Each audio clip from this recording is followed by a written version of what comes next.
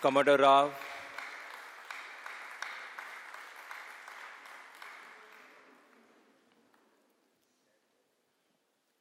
Mr. Satyan Menon, he's coming. So today, with a great pleasure, I would like to welcome all of you to the first ever conference on the legal culture and spirituality, being held at our Art of Living International Center. As Gurudev says that spirituality is a mother of all the field, and today here we see the beautiful combination of spirituality with the professional of legal and judicial profession, so also the lawmaker. We have a Gurudev with us. Let's all welcome Gurudev.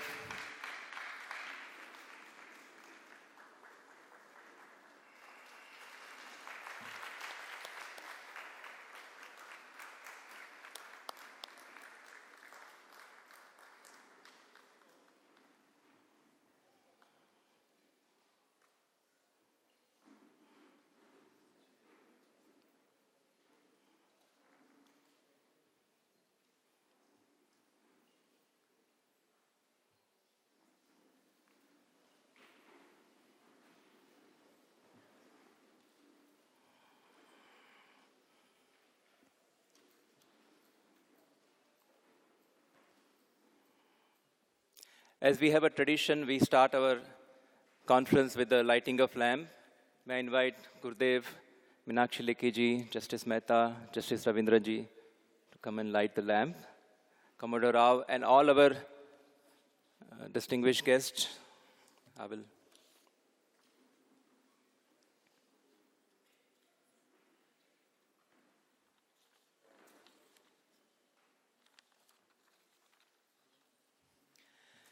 I also invite Chief Justice Narasimha Reddy ji, Dr. Venkat Rao, Honorable Justice Ravindra Chauhan ji, Honorable Mr. Apresh Kumar Singh ji, Honorable Justice V.S. Malima to come on the stage for lighting of the lamp.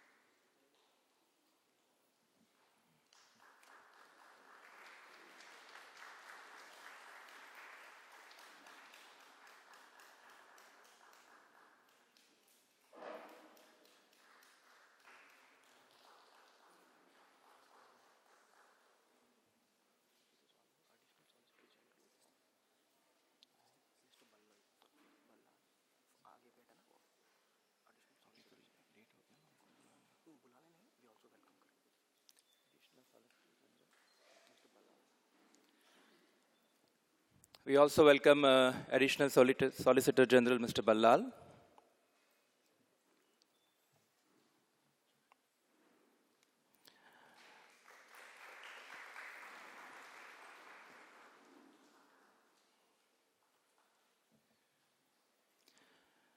Now I request Mr. M.L. Mehta, Justice Mr. M.L. Mehta, to set the tone of the conference.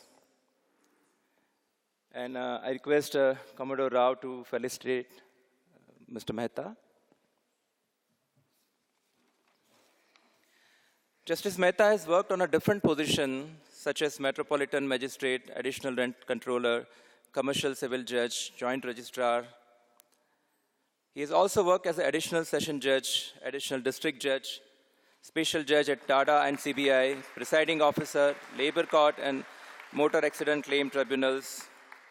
He has also established a Delhi Mediation Center at Karkaduma Court Complex and worked there as a full-time judge in charge and the coordinator.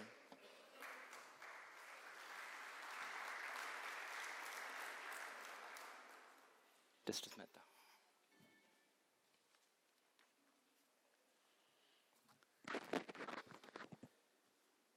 Jai Gurudev.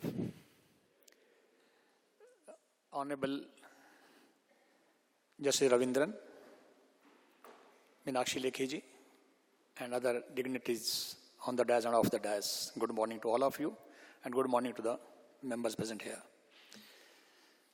See, my job is very limited because of the distinguished speakers being here and not missing the opportunity to have their views. So I shortened and myself proposed that I will not be speaking much and be learning and hearing and getting the opportunity to gain something from their experiences, particularly Guruji. So, we all are legal professionals. We know what we have been doing in the courts as a lawyer, as judges. I need not to dwell much on that subject and simply remind all of us and indicate about our challenges, about the expectations that the society has from us, and the litigants particularly, they have from us. Then I would also request the speakers on the dais to, particularly Guruji, to clarify the perception of most of us about spirituality. As many of us have been taking spirituality as something being with religion. When I started mediation in Delhi and introduced spirituality as one of the topics of learning, Justice Ravindran was there when we started this program. And the very first lesson which we gave to the participants there about spirituality, in our little knowledge what we had, since we were neither the knowledgeable persons, being the lawyers and the judges, so our knowledge of this subject was very, very limited, rather negligible. But with little reading here and there, we were able to come out that spirituality is something which is wanting you to see something different within yourself and beyond, so that you can connect with something different that gains you ultimate peace to yourself and develops good relations, better relations, and ultimate harmony. But we were not able to convince them properly, but the people carried on that perception. So what we are looking for in this first session is clarification about the perception and misconception, if any, some of us are carrying. This is one. Now, secondly, taking from here would be that we are looking for guidance from the speakers with the participation of the participants as to how do we recharge our spiritual batteries, which we have because of psychic strains, overwork, overstress, tension, workload, various other factors. Then lastly, as I stated, we are here to remind ourselves that what is the society looking from us, what are the people looking from us, that would be a part of our responsibility, which I would term as social responsibility of the legal professional, which includes lawyers and the judges alike. We all know that in our day-to-day working, we are confronted with various kinds of situations, Guruji, and the situations are so alarming that sometimes it is beyond our control that we lose our tempers. And you have to satisfy us why it is within our control and how it can be within our control and guide us on that. Why I say beyond our control is because sometimes the things are not in our hands. Litigants have a lot of expectations from us. They come to us with a lot of high expectations. They want us quick delivery of professional service, whether it's admissible or not admissible under the law. They want quick relief, overnight relief, by hook or crook, whatever may be the maze and the means. If the lawyer to whom he approaches is a man of ethics and declines, then he is running the risk of losing his docket and brief. And the man will go to the other lawyer who is assuring him all those, giving him false assurances. We are daily confronted in our day-to-day working, Guruji, with hatred, crime, ill wills, evil talks, bundle of lies, all bundle of lies, and all negative emotions. In all these things, people still look for favorable favors, decisions from the courts, which have their own limitations, and the lawyers have their own limitations. But yes, some of us who can go to that level, they give false promises, assurances, and they are also ultimately under the different kind of strain and stress. As Guruji, you said it last evening, time is less, work is more, and this is one of the cause of stress. So taking from there, it really fits in our profession. We are having lack of time management. We are all, most of us are unorganized. I may be excused by saying it, but to a large extent, the lawyers, as also the judges, are unorganized because they do not see any fruitful outcome of being organized as they are not being guided properly. Above all, they lack advocacy skills. And to my mind, advocacy skill is, briefly, that they are not prepared to listen the other side, listen the point of view of the opposite counsel or that of their client even as well. Then, overall, this gives us indisciplined mind. And we are all in a lot of tension, aggression, which ultimately results in our being rude, aggressive, and which ultimately affects our not only output, work output decreases, quality decreases, our capacity to work decreases, we lose patience, we become impatient, we become intolerant, we become abusive, we become aggressive kind of person, and even so much so not prepared to listen our own clients. So this is our own behavior which is ultimately affected by our being aggressive and we are being under tension. And in the process, most of us are suffering various kind of ailments. I have not come across till date any judge. I was hoping Justice Ravindran to be very healthy, but today morning he was complaining. Though he has demitted his office, but still the kind of ailments which the profession has given him, he is feeling the pinch of that. Most of us are, Guruji, having headaches, backaches, arthritis, blood pressure, and then feeling always fatigues, restless, and entire body and mind affected.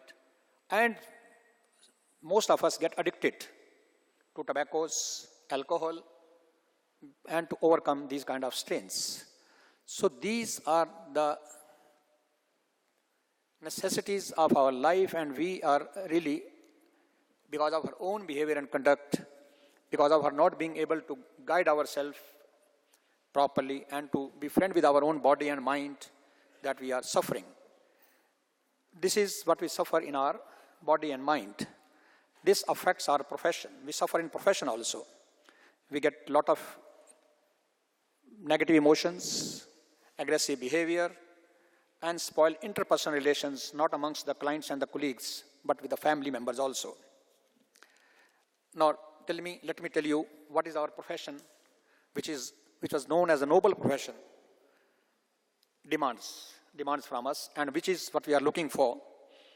The noble profession demands us, beside being knowledgeable. Of course, knowledge is an essential part of our profession. We need to be updated. Knowledge gives us confidence. We need to have tolerance, compassion, humility, perseverance, and fair treatment, which is very important and which we are not able to give, all of us, either as judges or lawyers. Fair treatment to the litigants. We need to give a fair treatment to the person sitting in the court at the end of the day when his number is 40 and the judge is tired, exhausted, and is not able to give him time. So how does he recope with that kind of mental pressure? And austerity of speech. We know that we have only one mouth and 2 ears, but we use otherwise. We use all languages and hear less. So that also needs to be guided. The overall aspect of what we are looking for, Guruji, is change of attitude and mindset. And I know this will be an outcome of practice only, that every one of us knows, but we need a constructive and ongoing guidance. And above all, for all of this, and which is the tone for the second session, is that is the social responsibility that we need to have, the contribution of the lawyers in the development of good law. By good law here, I mean that the contribution of the lawyers, which should be good law for the country, and we will see in the panel discussion as to whether the kind of law and the legal system what we have today is sufficient enough for all of us as a lawyer and the judges to give us the kind of access to justice which is meant for the biggest stakeholder, that is the litigant.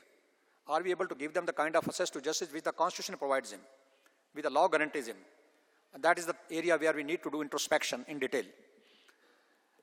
And that is another contribution which is required from the lawyers and the judges together, is we need to have a system which is accessible to all of us, accessible of all of us.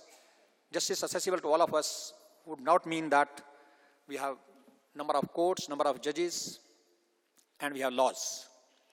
Access of justice, to my mind, has two components.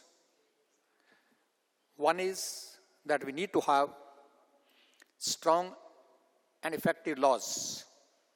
And second is we need to have easily available and accessible judicial mechanism which provides durable resolution of disputes. So I'm using these 4 words: easily available, accessible, providing resolution of disputes, durable resolution of disputes. So are we able to provide the kind of system what we have? Now we look from this conference how to lower our level of psychic strains, how to overcome our negative emotions, how to improve our relations all around with ourselves and around, and how to overall detox and de-stress ourselves, and ultimately how to learn and know about responsibilities. Thank you.